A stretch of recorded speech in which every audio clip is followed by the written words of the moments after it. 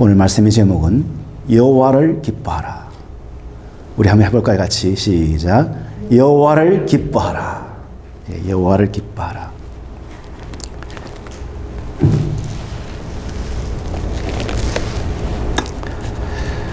저 여러분이 몸담고 있는 이 장로교회는 장로교회를 셋업하는데 가장 공헌한 사람 이름이 잔 켈빈, 한국식으로 말하면 요한 칼빈, 이 칼빈 선생님이 이런 말씀했습니다. 교회를 어머니로 모시지 않으면 하나님을 아버지로 모실 수 없다. 어머니의 역할이 우리 가정에 얼마나 소중하고 정말 중요한 것을 우리는 잘 알고 있습니다. 교회에서도 어머니 역할을 하는 존재가 바로 교회입니다, 교회. 그런데 이 교회를 어머니로 우리가 정말 받들어 모시지 않으면 하나님 아버지를 받들어 모실 수 있는 그런 마음의 여유가 없다는 것입니다. 무슨 말인가 하면은 어머니가 아이를 이렇게 낳을 수 있도록 해주신 아주 참 귀중한 분이시잖아요. 교회는 오직 복음을 전할 수 있는, 복음을 선포하는 곳이 바로 교회라는 사실입니다. 교회가 복음을 외치지 않으면 교회의 존재 가치가 아무 소용없는 것입니다. 오늘 여러분이 이 아침에 우리가 온 것은 이 예배를 통해서 하나님 복음이 늘 선포되기를 진심으로 바랍니다. 우리의 시대를 말할 때에 포스트 모더니즘 시대라고 그렇게 말을 하기도 하고, 또 어떤 분은 포스트 팬데믹, 또 어떤 분은 뉴 노멀 시대라고 그렇게 말합니다. 포스트 모더니즘이나 포스트 팬데믹이나 뉴 노멀이나 한 가지로 공통분모가 있는데, 이 우리 시대의 가장 큰 문제가 뭐냐면 영혼의 혼돈 현상입니다.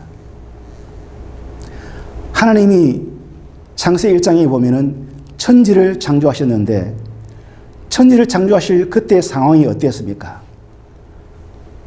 흑암이, 이 다크니스가 공허하고 혼돈하여 깊은 흑암 중에 있다고 그랬어요.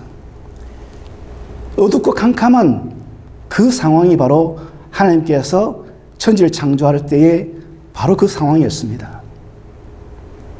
그때 그 상황이 다시 리피트 됐어요. 이 시대가 우리가 가진 영혼이 빛을 보지 못해서 어둡고 캄캄한 그런 상태였기 때문에 빛인지 어둠인지를 분간하지 못하는 영혼이 혼돈, 영혼이 컨퓨즈하는 그런 시대에 살고 있다는 것입니다. 그러면 우리가 이 시대에 복음 중에 복음이 무엇일까요? 가장 중요한 것은 잃어버린 기쁨을 회복하는 것입니다. 여러분, 우리에게 있어서 가장 소중한 것이 많이 있지만은, 만일에 우리의 라이프 속에 웃음을 딱 빼버리세요. 웃음이 없는 내 인생, 웃음이 없는 우리 가족, 웃음이 없는 직장, 웃음이 없는 학교, 모든 것이 어떻게 될까요? 한마디로 무미건조하게 되는 것입니다. 그렇기 때문에 우리는 이 영적인 혼란스러운 이 시대에 가장 우리가 해야 할 중요한 일이 뭐냐면 잃어버린 기쁨을 다시 찾자. 잃어버린 기쁨을 찾아야 합니다. 오늘 제가 이 버밍엄으로 올라올 때 보니까 이 주변에 있는 그 나무들이 저에게 미소를 짓고 있더라고요. 믿으십니까? 저를 향해 웃고 있더라고요. 어떻게 웃느냐면 아주 화기애애하게 웃더라고요. 아름다운 그 나무들을 볼 때에 그냥 지나올 수가 없었습니다. 한 나무 한 나무를 이렇게 유심히 살펴보니까 똑같은 나무가 아니었습니다. 키가 크기도 하고 키가 작기도 하고 같은 품종이 아니라 이런 나무 저런 나무가 있는데 그 나무들이 어우러져서 이 가을에 맞는 옷을 입고 있었습니다. 그래서 저는 지금 이 타이밍에, 이 골든 타임에 내가 저 나무를 감상하지 않으면 누가 감상해 주리요? 그러면서 스스로 미소를 지어봤습니다. 우리에게 있어서 가장 소중한 것이 뭐냐면 솔로몬이 전도서 3장 12절 말씀에서 아주 중요한 지혜를 주고 있는데 이런 말씀을 했습니다. 사람들이 사는 동안에 기뻐하며 선을 행하는 것보다 더 나은 것이 없는 줄을 내가 알았도다. 저에게도 아들이 있고 또 아들이 있는 우리 여러분 계십니다. 근데 아버지가 아들을 생각할 때에 제일 해주고 싶은 게 뭘까요? 제일 해주고 싶은 것은 내가 가지고 있는 가장 소중한 것을 아들에게 물려주고 싶은 것이 모든 아버지의 공통된 마음입니다. 그런데 그 아버지 하나님이 제일 원하는 것이 뭐냐면 우리가 기뻐하는 것입니다. 다시 말하면 우리의 얼굴에서 미소가 가득해야 된다는 사실입니다. 자고 일어나서 제일 보기 좋은 얼굴이 무엇입니까? 웃는 얼굴이에요. 아침이 해가 탁 떴는데 해는 보고 방긋 웃는데 옆에 있는 정작인 옆에 있는 가장 가까이 있는 사람이 인상을 찡그리고 나를 쳐다본다면 I'm very unhappy. 행복하지 않습니다. 아무리 가정이 환경이 완벽한 환경이라 할지라도 소중한 미소를 잃어버린 그런 사람이 내 옆에 산다고 생각하면 이거보다 더 비참한 비극은 없습니다. 명심하시고 오늘 집에 가서 한번 실천해 보세요. 이것이 필요 없어요. 그냥 웃어주면 되는 것입니다. 오늘 하나님께서는 우리에게 주어진 귀한 말씀을 통해서 우리가 무엇이 되기를 원하시느냐 하면 참 기쁨의 통로가 되기를 원하십니다. 우리 한번 따라해 봅시다. 참 기쁨의 통로. 그거 뭘 말합니까? 나를 인해서, 나를 통하여 내 이웃이, 내 가족이, 내가 몸담고 있는 그 현장이 모든 사람들이 마음속에 무엇이 생기를 원하는 걸 말합니까? 기쁨이 생기를 원합니다. 기쁨. 기쁨을 잃어버린 사회는 아무리 모든 것이 다 잘 된다 할지라도 음식을 가득 차려놨는데 그 음식에다가 소금을 딱 빼버린 그것과 똑같습니다. 아무리 맛있는 음식을, 비싼 음식을 공을 들여서 만들었다 할지라도 소금이라는 조미료를 딱 빼버린 그 음식은 하나도 맛이 없습니다. 마찬가지입니다. 하나님께서는 우리들에게 참 기쁨의 통로가 되기를 원한다는 것은 나로 인해서 주변 모든 사람들이 기뻐할 수 있는 그런 사람이 되라는 것이 바로 오늘 말씀의 메인 포인트입니다. 그래서 우리가 이 말씀이 내가 참 기쁨의 통로가 되기 위해서 가장 필요한 베스트 웨이는 뭐냐? 오늘 성경 말씀 그대로입니다. 여호와를 기뻐하라. 해봅시다. 시작. 여호와를 기뻐하라. 여호와를 기뻐하라. 너무 간단하지 않습니까? 복음은 간단하고 쉬운 것이 복음입니다. 복잡한 것은 복음이 아니에요. 복음은 너무나 단순하고 너무나 명료합니다. 짧지만은 그 속에 있는 깊은 뜻이 들어있는 것이 바로 복음입니다. 하나님께서는 우리들에게 여호와를 기뻐하라. 아무 더 이상 다른 이유가 없습니다. 그런데 여러분과 제가 살고 있는 이 지구촌을 가장 정상적으로 살아가려고 하는데 우리는 세 가지의 문화의 충격을 받으면서 살아가고 있습니다. 어떤 충격을 받느냐? 쉽게 말하면 세 가지입니다. 첫째는 낯설다. 세상이 우리로 하여금 낯설게 만드는 그런 상황이 매일같이 벌어지고 있어요. 어떤 상황이냐? 생소하고 복잡한 상황이 벌어지고 있다는 것입니다. 한 번도 보지 못했던 일들이 벌어지지 않습니까? 내가 원하든 원하지 않든 간에 그런 일들이 벌어질 때 우리는 낯설다 그런 느낌을 갖습니다. 두 번째는 무엇이냐면 어렵다. 무엇이 어렵냐? 알아들을 수 없는 말을 하는데 그 말이 쓰나미처럼 쏟아져 나온다는 것입니다. 저는 이런 충격을 2년 전에 한국 갔을 때 제가 받았어요. 서울역 앞에 딱 내렸는데 서울역 전광판에다가 딱 했는데 깜짝 놀랐어요. 반가 해놨더라고요. 내가 반가인 줄 어떻게 알았을까? 갑자기 반가를 한 번 해도 제가 놀랄 텐데 반가 하니까 진짜 더 놀라지더라고요. 볼 때마다 더 충격이 왔어요. 나중에 보니까 반갑다는 말을 반가 한다더라고요. 이왕이면 반갑댔으면 더 제가 진짜 반가웠을 텐데 십몇 년 만에 가가지고 딱 보니까 저 성을 볼 때 방식 부를 때 기분이 좀 그렇다는데 가짜 부를 때는 좀 낮춰서 볼 때 하는 말이잖아요.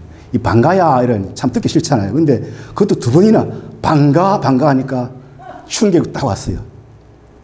이 문화의 충격이거든요. 그 다음에 한 가지는 뭐냐면 굳어 있다. 제가 딱 와서 느낀 건데 찬송을 인도하는 사람도 그렇고 찬송을 따라 부르는 사람도 그렇고 표정이 노래는 잘 부르는데 굳어 있다. 왜 굳어 있을까요? 그 이유는 웃음기가 없기 때문에 그렇습니다. 웃음기가 없는 얼굴은 경직된 얼굴이었어요. 저는 이것을 언제 발견했냐면 중학교 1학년 때 미술 선생님이 우리 모두를 미술실로 데려갔어요. 그리고 그 앞에 어떤 조각상을 딱 내놨는데 그 조각의 특징은 머리는 곱슬머리에다가 얼굴이 일그러져 가지고 있더라고요. 선생님이 물어봤어요. 저희들에게. 애들아, 이 사람 이름이 뭐니? 중학교 1학년 되기 전까지는 본 적이 없었기 때문에 아무도 대답을 못했죠. 그러니까 선생님 하는 말이 아그리빠상이다. 미술대학교를 가는 사람들은 가장 기본적으로 대하는 인물이 바로 아그리빠더라고요. 그런데 그 선생님이 이 사람 표정을 잘 봐라. 이 사람 표정이 어떻니? 굳었니? 펴졌니? 웃니? 인상 찡그리고 있니? 이렇게 물어보시더라고요. 그래서 우리는 다 함께 이렇게 말했습니다. 그 아그리빠상은 보니까 인상을 찡그리고 있네요. 맞았다. 그런데 내가 묻고 싶은 질문은 그 다음 중요한 질문이야. 왜 찡그리고 있겠니? 왜 그랬을까요? 제 생각에는 공과금을 내야 되는데 어카운트에 돈이 없어요. 근데 부인이 막 바가지를 끌고요. 그러니까 인상을 찡글 수밖에 없지요. 이제 상상입니다. 그런데 그 이유는 그것이 아니었어요. 아그리빠 사람은 그 당시에 장군이었습니다.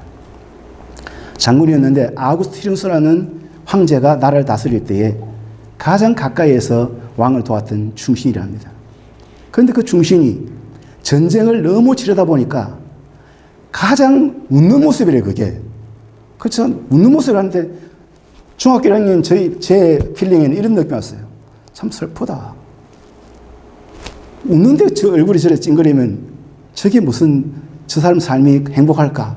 이런 생각, 상상이 떠올랐어요. 오늘 우리는 어떻습니까? 내 얼굴을 다른 사람 나를 쳐다보았을 때 감동이 올까요? 미소를 보니까 천사 미소입니다. 이렇게 하는 사람보다도 더 좋은 말은 뭐냐면 미소가 참 아름다우십니다. 어떤 분이 처음 본 사람에게 미소가 참 아름다우세요. 이 말 듣고 나면은 갑자기 호주머니에 손이 들어갑니다. 뭘 하고 싶어서? 맛있는 걸 하면 대접하고 싶은 마음이 문득 생기는 거예요. 저는 이런 경험을 최근에 한 적이 있었는데 어떤 한 소년이 17세 소년인데 해가 이제 석양이 지려고 하는데 친구들과 막 이야기를 하고 있는데 걔 얼굴이 세상에서 저는 그런 미소를 처음 봤어요.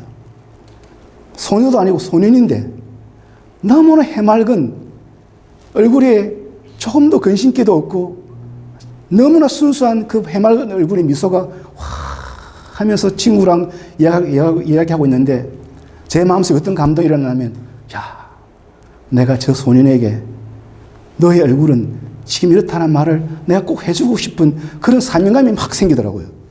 뭔가를 내가 하고 싶은 말, 도저히 주체할 수 없는 그 마음을 제가 억눌 수 없어서 신뢰를 무릅쓰고 그에게 말했습니다. 애야, 내가 너에게 한마디 말하고 싶은데 해도 되겠니? 무슨 말인지 말씀해 보세요 하더라고. 나는 너 얼굴을 처음 보는 순간에 너무나 너의 미소가 아름답구나. 남자라도 미소가 아름다울 수 있잖아요. 꼭 여자라면 아름다운 게 아니라 그 아이의 미소가 너무나 아름다웠어요. 근데 아그리파 오늘 생각하니까 아그리파는 그의 정반대, 완전히 하늘과 땅 차이예요. 오늘 이 아그리파의 모습이 내 모습을 생각한다면 얼마나 슬픕니까? 그래서 우리는 이 세 가지의 문화 충격을 전문적으로 용어로 말하면 첫 번째 우리가 생소하고 복잡한 그것을 말할 때는 병존. 예수 믿는 사람하고 안 믿는 사람하고 나란히 살아가잖아요. 이게 문화의 충격의 첫 번째 현상입니다. 두 번째는 이 세상 문화에 내가 적응해가는 것이 두 번째입니다. 방가를 처음에 봤을 때에 충격받았지만 설명을 듣고 나니까 이해가 되는 것은 적응했다는 뜻이거든요. 마찬가지로 우리는 이 세상이 도저히 내 크리스천 마인드로는 이해가 되지 않지만 살아가려면 이 세상을 어떻게 해야 됩니까? 이해해야 됩니다. 그게 우리가 적응이라는 적응. 그 다음에 세 번째는 뭐냐면 부적응. 경직된 얼굴을 도저히 납득이 안 간다. 아그리파 상 얼굴을 보면서 저는 참 싫어했는데 요즘 제가 그 거울을 딱 보니까 제가 바로 미스터 아그리파더라고요. 슬픈 마음. 야, 나도 얼굴이 변하는구나. 여러분, 우리는 이 사실을 알고 오늘 말씀을 대하면 이 말씀이 무엇보다도 어떤 말씀이냐면 종말론적인 말씀이라는 것입니다. 종말론적인. 세상이 마지막에 되면 사람들은 잃어버린 게 많은데 그 중에 뭘 잃어버리냐면 정말 소중한 웃음을 잃어버린다는 게 사실입니다. 다른 말로 한다면 기쁨이 사라져버립니다. 누가 사라지게 만듭니까? 저는 처음에는 내 밖의 요인들이 사라지게 만든다고 생각했습니다. 그러나 말씀을 준비하면서 기도하면서 제가 깨달은 것은 사라지는 요인은 바로 요 나구나. 내가 기쁨을 사라지게 만드는 주범이구나. 자꾸 문제를 다른 쪽에도 돌리다 보면은 교회의 모든 책임과 문제는 당신이요라고 하지만 그게 아니었어요. 자, 보세요. 손가락 딱 가르치면은 나머지 손가락은 나를 가르치고 있어요. 당신이 하지만 너야, 너. 나가 문제지. 너가 문제가 아니에요. 성경에 요 너라는 말씀 없어요. 요 나는 있어도. 자, 우리는 이와 같이 오늘 말씀을 통해서 하나님께서는 우리에게 여호와를 기뻐하라는 의미를 왜 알아야 되는지를 분명히 그 이유를 밝히고 있습니다. 칼빈이 말한 것처럼 지금이야말로 교회가 교회다운 역할을 할 때입니다. 모든 것이 잘 되고 모든 것이 평탄할 때가 교회가 아니고 어렵고 힘들다 할 이때에 교회가 해야 할 일은 뭐냐면 복음을 외쳐야 할 때입니다. 여러분, 제가 살고 있는 이 세상을 생각하면 우리는 잠시 지나가는 타국입니다. 타국. 그 유명한 사도 바울은 우리가 가야 할 곳은 이 세상이 아니라 다른 본향이 있는데 그 본향을 향하여 로마서 14장 17절 말씀에서 이렇게 말씀하십니다. 하나님의 나라는 먹는 것과 마시는 것이 아니요 오직 성령 안에 있는 의와 평강과 희락이라. 그러면 여러분, 천국에 있는 세 가지를 말하면 뭐가 있습니까? 의, 평강, 희락이 있다는 것입니다. 의를 생각해 봤습니다. 예수님이 우리를 위해서 세상 오셔가지고 하신 일이 뭐냐면 죄인된 우리를 의인으로 바꾼 것이 예수님께서 하신 일입니다. 병자를 고치고 죽은 자를 살리고 가는 곳곳마다 사람들에게 희망을 주고 모든 사람들에게 웃음을 주고 행복을 주고 삶을 주고 생명을 주고 생기를 주신 분은 예수님이십니다. 그 예수님이 하신 일을 한 단어로 줄여서 말하면 의. 천국에는 의가 있는 자만이 들어갈 수 있는 자가 바로 그 천국입니다. 의를 갖추지 못한 자는 천국에 들어갈 수가 없습니다. 그래서 예수님께서 팔복 중에 한 복을 말하기를 의에 줄이고 목마른 자는 복이 있나니 저희가 배부를 것이며. 여러분, 배 부르십니까 지금? 제 말씀을 들으면서 배가 불러야 되는데 배가 참 포만감을 느끼게 됩니다. 와, 내가 교회 잘 왔다 오늘. 정말 잘했다. 그 생각이 들어야 오늘 여러분 예배드리는 보람이 있는 것입니다. 의가 있는 곳은 천국입니다. 그러면 의의 반대말은 무엇입니까? 의의 반대말은 비겁함이에요. 비겁함. 변명을 잘하는 것. 그때 내가 그럴 수밖에 없었어요. 야, 자꾸 변명을 내려놓잖아요. 그러다 보면은 내가 마치 이런 상황 때문에 내가 의를 못했어 라고 말하게 되는데 실제로는 그건 아주 궁색한 변명에 불과합니다. 그런 변명만 하는 사람이 가는 곳이 바로 지옥입니다. 지금 여러분이 어떤 상태에 있습니까? 내가 변명한 자입니까? 아니면 내가 떳떳하게 나는 어렵게 말하는 자입니까?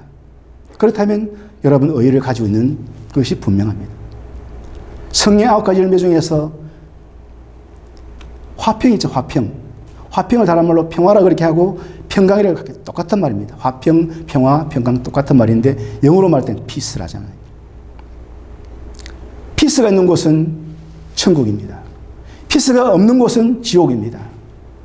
하나님 나라는 의와 평강이 있고 마지막에 무엇입니까? 기쁨이 있다 그래요. 기쁨. 사도 바울은 우리들에게 기쁨에 대해서 계속해서 강조하는 말씀을 전했는데 항쉬범을 강조했어요. 항쉬범. 해보세요. 항쉬범. 산에 가야 범을 잡는데 우리는 여기 와서 범을 잡을 수 있습니다. 항쉬범. 항상 뭐하라? 기뻐하라. 쉬지 말고 기도하라. 범사에 감사하라. 그런데 다 똑같은 말이에요. 항상이나 쉬지 말고나 범사나 영어로 한 단어로 말하면 always. always 기기감. 기뻐하고 기도하고 감사하라. 11월 달이 다가왔는데 감사의 달이 지금 코앞에 있잖아요. 이 감사의 달을 두고 우리가 생각할 것은 내가 기기감을 모아야 됐구나. 단감보다 더 좋은 감이 기기감이에요. 기기감. 기뻐하고 기도하고 감사하는데 언제? always. 항상 내가 기뻐하고 항상 기도하고 항상 감사. 내가 설교를 부탁받고 난 다음에 잠이 잘 안 왔습니다. 내 안방에서 전하는 설교하고 외부에 가서 설교하는 것은 다르거든요. 그런데 이 설교를 은혜롭게 해야 되는데 하나님께 기도를 계속했어요. 주여, 저에게 은혜의 도구로 사용해 주옵소서. 성령의 도구로 사용해 주옵소서. 오직 말씀의 도구로 사용해 주옵소서. 제 속에 있는 나쁜 것은 드러나지 않도록 해주시고 오직 하나님의 음성을 전하게 해 주시옵소서. 그런데 아무것도 염려하지 말라는 말씀이 성경에 나오잖아요. 아무것도 염려하지 말고 오직 기도와 간구로 감사함으로 너의 구할 것을 하나님께 아뢰라. 그리하면 모든 지각이 뛰어나신 하나님께서 평강 가운데 우리를 지켜주신다는 말씀이 있지 않습니까? 그 말씀을 보는 순간에 주여, 성경 말씀을 다시금 마음속에 묵상하면서 그 염려가 사라져버렸어요. 항상 뭐하고요? 기뻐하고 쉬지 말고 기도하고 범사에 감사하는데 이 바울은 이 세 가지 중에서 제일 먼저 앞에 세운 것이 무엇입니까? 기뻐하라. 언제 기뻐하라? 오늘만 기뻐하라? 좋을 때만 기뻐하라? 상황이 잘 풀릴 때만 기도하라? 아닙니다. 언제나 always 기뻐하라. 항상 기뻐하라. 저는 이런 생각 해봤어요. 결혼식 딱 할 때에 오늘 같았으면 좋겠다. 모든 사람이 박수 치주고 모든 사람이 기뻐해주는 이 결혼식 같은 이런 상황이 내 인생에 계속 쭉 주어지면 얼마나 좋을까라는 상상도 해보았어요. 그런데 결혼한 지가 지금 30년이 훨씬 넘다 보니까 뒤돌아보니 그렇지 않더라고요. 여러분 그러십니까? 그때처럼 그러십니까? 그래도 성경은 어떻게 합니까? 항상 기뻐하라. 그러면 어떻게 해야 우리가 항상 기뻐할 수 있을까요? 무엇을 해야, 어떤 마음 자세를 가져야 우리가 그런 기뻐하는 삶을 살 수 있을까요? 이것은 바로 우리의 잃어버린 정체성을 찾는 것입니다. 지금 이 팬데믹 시대에, 포스트 팬데믹 시대에, 뉴노멀 시대에 가장 뚜렷한 것은 뭐냐면 우리에게 있어서 가장 중요한 것은 나의 정체성, 내가 누구인지, Who am I? Who are we? 우리는 누구입니까? 나는 누구입니까? 이것을 모르고 살아간다면 이 기쁨을 찾을 수가 없는 것입니다. 내가 어떤 존재입니까? 그런데 오늘 하나님께서는 여호와를 기뻐라 하셨는데 하나님께서 이런 말씀하지 않더라고요. 사람을 보고 기뻐하라. 일을 보고 기뻐하라. 환경을 보고 기뻐하라. 어떤 이유나 조건을 보고 기뻐하라. 이렇게 말하지 않았습니다. 그렇게 말씀하지 않았습니다. 하나님은 우리들에게 스트레스를 주는 그런 분이 아니십니다. 우리 하나님은 어떤 분이십니까? 생사화복, 흥망성쇠를 주관하시는 절대 주권자이십니다. 사는 것도 죽는 것도 사람 손에 달려있는 것이 아니에요. 하나님 손에 달려 있습니다. 화를 주시는 것도 복을 주시는 것도 사람이 아니에요. 하나님이십니다. 흥하고 망하는 것도 하나님 손에 달려 있습니다. 내가 성공하느냐 실패하느냐 이것도 하나님 손에 달려 있습니다. 그래서 오늘 성경 말씀 뭐라고 하십니까? 또 여호와를 기뻐하라. 맨 앞에 또가 붙었어요. 또. 어제 기뻐하면 안 됩니다. 오늘도 기뻐해야 돼요. 내일도 기뻐하면 항상 또가 붙었어요. 또 여호와를 기뻐하라. 또 여호와를 기뻐하라. 또 여호와를 계속해서 언제까지? 천국에 들어갈 때까지 기뻐하는 것이 또입니다. 또. 이 또란 말 속에 아주 기쁜 뜻이 들어있어요. 그래서 마태복음 19장 26절에 보면 예수님께서 하신 말씀입니다. 사람으로는 할 수 없으나 하나님으로서는 다 하실 수 있느니라. 사람으로서는 할 수 없는데 하나님으로서는 다 할 수 있다. 무슨 말씀입니까? 사람에게는 한계가 있는데 사람의 열정, 사람의 열심, 사람의 노력, 사람의 의지, 뭘 말합니까? 힘과 노력은 한계가 있다는 것입니다. 그러나 하나님께서는 우리가 할 수 없는 일을 하는 것이 아니라 할 수 있는 일을 하게 하십니다. 하나님으로서는 다 할 수 있다는 말은 하나님께서 그렇게 할 수 있도록 도와주시겠다는 것입니다. 또 여호와를 기뻐하라. 이 말씀 속에는 예수님 말씀과 오버랩됩니다. 예수님께서 어제도 우리가 그런 사람이었고 지금도 그런 사람이고 앞으로도 내가 그럴 인생이 펼쳐질 것인데 미리 아시고 하신 말씀이 있는데 무엇입니까? 수고하고 무거운 짐진 자들아 다 내게로 오라. 잘 말씀 보세요. 이 말씀은 현재형입니다. 현재형. 과거가 아닙니다. 언제나 현재형. 언제나 내가 수고하고 무거운 짐을 지고 있다는 것을 알고 계신 분이 누구시냐면 예수님이십니다. 그 예수님이 우리에게 할 수 있도록 하시님은 여호와를 기뻐하라. 저가 네 마음의 소원을 이루어 주시리로다. 오늘 말씀을 잘 보면 영어로 딱 줄이면 cause and effect입니다. 원인은 무엇입니까? 내가 어떤 원인을 제공해야 하나님께서 그 다음에 결과를 주실까요? 여호와를 기뻐하는 것은 내가 할 일입니다.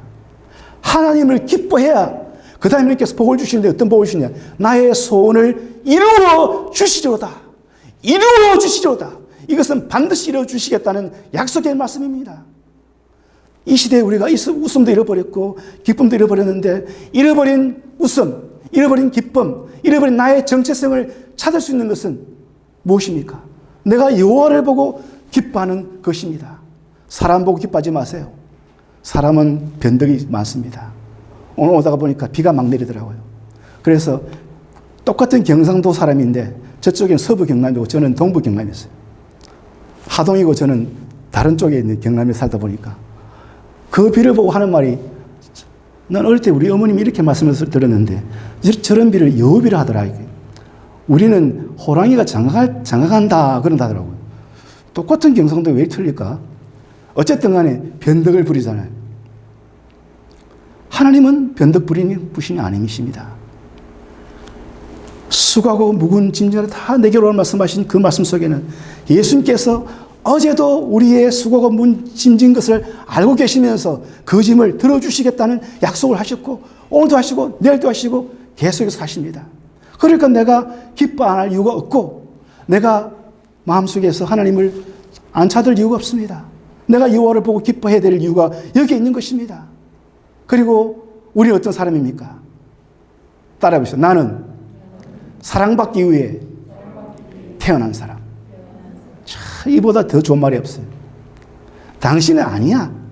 당신 무슨 사랑받기 걸러 먹었어. 이렇게 말하는 사람도 있긴 있습니다. 그런데 주변에 보면. 그런데 그 사람 누구로 말하지 않겠어요. 그런데 보세요. 사랑받기 위해 태어난 사람은 하나님께서 그렇게 말씀하셨어요. 나는 너를 기뻐한다. 기뻐하라는 말씀 속에는 나는 너를 기뻐한다. 어떤 사람을 기뻐하십니까? 내가 죄를 지었음에도, 내가 실수했음에도, 내가 못났음에도, 내가 자격이 없음에도, 내게 허물이 많음에도 불구하고 이런 나를 하나님께서는 기뻐하신다고 말씀하십니다. 그런 하나님을 내가 어떻게 되겠습니까? 당연히 기뻐해야 될 것입니다. 마태복음 7장 12절 말씀, 이런 말씀 있잖아요. 누구든지 대접을 받고자 하는 자는 그 사람을, 남을 그렇게 대접하라, 그렇게 말씀하십니다. 이것이 곧 율법이라고 말씀하셨어요. 영어로 골든 룰이에요. 골든 룰. 황금률입니다. 남에게 대접받고자 하면 그렇게 대접하라 그랬어요. 남을 하나님께 다 우리 한번 적용해 봅시다. 하나님으로부터 내가 어떤 축복을 받고 싶으면 그 하나님은 어떻게 해야 되겠습니까? 하나님을 하나님 되게 우리가 섬겨야 되는데, 오늘 성경은 너무나 간단합니다. 여호와를 기뻐하라. 여호와를 기뻐하라. 여호와를 보고 슬퍼하는 것이 아닙니다. 여호와를 보고 분노하는 것도 아닙니다. 여호와를 보고 불평하라는 말도 하지 않습니다. 여호와를 기뻐하라. 그렇게 하면 그 다음에 무엇입니까? 내 소원을 이루어 주겠다. 다시 말하면 이 말씀은 목적이 이끄는 삶이었습니다. 하나님이 우리에게 우리의 목적이 무엇입니까? 내 소원이 이루어지는 것이 우리의 소원이지 않습니까? 다른 말로 소원 성취요. 소원 성취는 그 앞에 중요한 말이 있습니다. 그 앞에 중요한 말은 무엇이냐면은, 소원 성취를 위해서 우리는 목표를 달성해야 되는데 하나님을 목표로 삼는 것입니다. 하나님을. 어떤 하나님? 기뻐하도록 하기 위해서 하나님을 믿는 것입니다. 하나님이 기쁘시게 해드린 것이 나의 목표가 될 때 하나님께서 그 다음에 주시는 축복은 내가 네 소원을 어떻게 주마? 이루어 주마. 이루어 주마. 그것이 오늘 약속의 말씀입니다. 여러분, 마귀는 우리에게 속삭입니다. 너는 안 돼. 너는 안 돼. 다른 사람 다 돼도 너는 안 돼. 이건 하나님의 말씀 아니에요. 하나님은 여호와를 기뻐하는 자를 반드시 우리들에게 그 다음 하는 약속은 내 소원을 이루어 주겠다. 이것은 이 종말, 이 세상의 마지막 이때에 우리가 마음속에 품어야 될 말씀이지 않습니까? 이 세상 끝에 내가 해야 할 일 무엇입니까? 내가 모든 사람들에게 기쁨의, 참 기쁨의 통로가 되는 것입니다. 그 참 기쁨은 예수님이십니다. 예수님은 수가성 여인에게 희망을 주신 분이 예수님이십니다. 우물가를 지나가게 됐는데 그 여인이 물길로 왔는데 예수님께서 그 여인에게 뭐라 했습니까? 내가 목이 마르니 물을 좀 주시겠어요? 이 여인이 딱 봤을 때 예수님께서, 예수님 신분이 뭡니까? 유대인 남자였어요. 유대인 남자가 사마리아 여자인 나에게 어떻게 물어달라고 하십니까? 그 다음에 예수님께서 뭐라고 하셨습니까? 내가 주는 물을 내가 먹으면 다시 목마르겠지만 내가 주는 물을 내가 먹으면 영원히 목마르지 아니하리라. 그 다음 중요한 말이 뭡니까? 내가 주는 물은 속에서 솟아나는 영생의 물이 될 것이다. 영원히 목마르지 않는 영생수가 될 것이다. 저는 이것을 세 단어로 압축해서 생각해 봤어요. 활명수. 활명수. 나를 살리는, 내 목숨을 살리는 물, 활명수. 또 다른 말로는 청량수. 목을 시원하게 해주는데 영원히 시원하게 해주는 청량수, 활명수. 그분은 바로 예수님이십니다. 수고하고 무거운 짐지다라 다 내게로 오라. 내가 너희를 쉬게 하리라. 하나님께서 말씀하십니다. 또 여호와를 기뻐하라. 저가 네 마음의 소원을 이루어 주시리로다. 할렐루야.